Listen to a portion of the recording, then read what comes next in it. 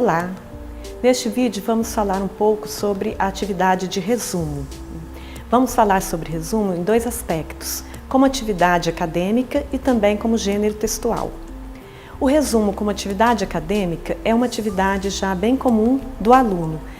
Independentemente de em qual fase da sua vida escolar ele está, ele já passou por várias etapas em que precisou elaborar algum resumo de algum texto.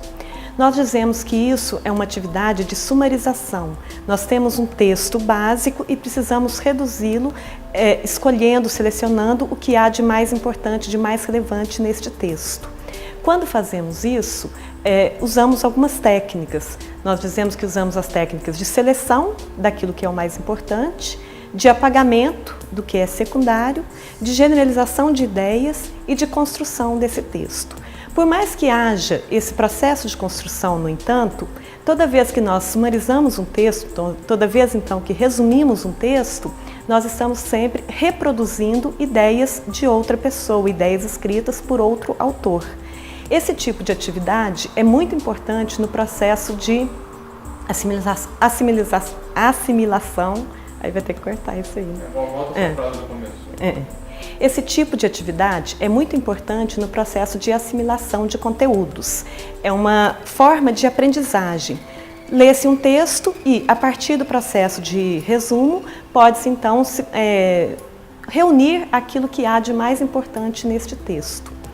No meio acadêmico, no entanto, nós ainda usamos o resumo com outra finalidade, não apenas a finalidade de resumir e de apresentar de um modo mais sintético aquilo que está escrito em um determinado texto.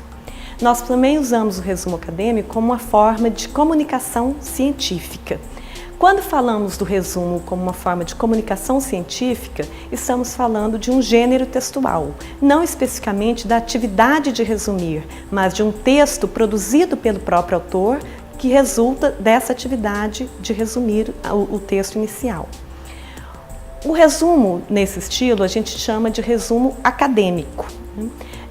Para fazer esse resumo, nós nos aportamos a uma norma da Associação Brasileira de Normas Técnicas, a ABNT, que é a norma que nós chamada de NBR 6028. Na NBR 6028, quando nós lemos o conteúdo dessa norma, nós descobrimos que a ABNT classifica o resumo em 3 tipos diferentes. Então, aparece escrito nessa norma e definido nessa norma o que nós chamamos de resumo indicativo, o que nós chamamos de resumo informativo e o resumo crítico. O que vem a ser o resumo indicativo? O resumo indicativo é uma espécie de tábula do conteúdo principal de um documento. É aquilo que muitas vezes vemos nos livros com o título de sumário. Ele traz, então, a indicação do conteúdo da obra, mas ele não traz esse conteúdo todo de forma sintética. Portanto, o resumo indicativo, ele não nos dá o conhecimento todo da obra. É preciso que eu leia a obra para que eu conheça esse conteúdo. O resumo informativo, ao contrário, ele pode permitir que eu dispense a leitura dessa obra, porque ele vai trazer condensadamente todos os pontos principais dessa obra. Quando eu leio, então, o resumo informativo, eu consigo captar a essência do documento que está ali resumido.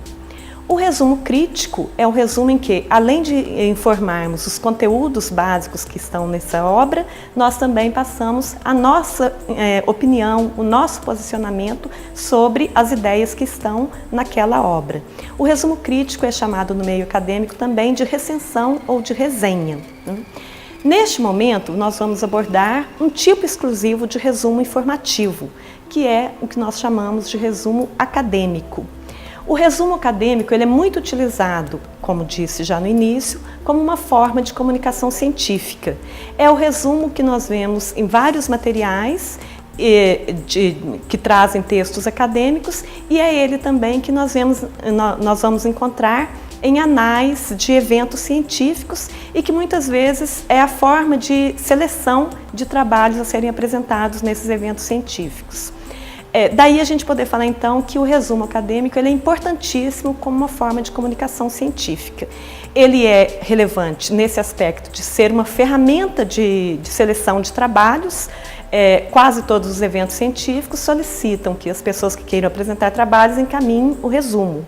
Ao encaminhar esse resumo, a comissão que vai selecionar os trabalhos vai analisar se o trabalho é bom ou não a partir daquilo que é apresentado no resumo.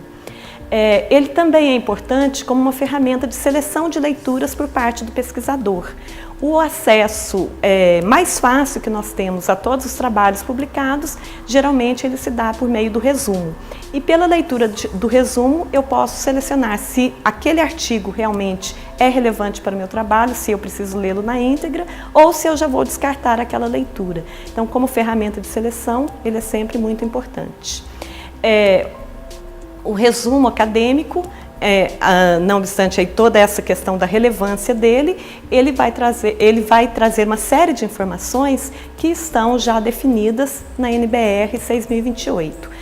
Essa norma, ela vai falar não só da relevância, né, do resumo, ela vai trazer os conceitos, as definições com que se trabalha e vai apresentar as regras para elaboração desse resumo. Bom, então vamos falar um pouquinho dessas regras de elaboração e de apresentação do resumo.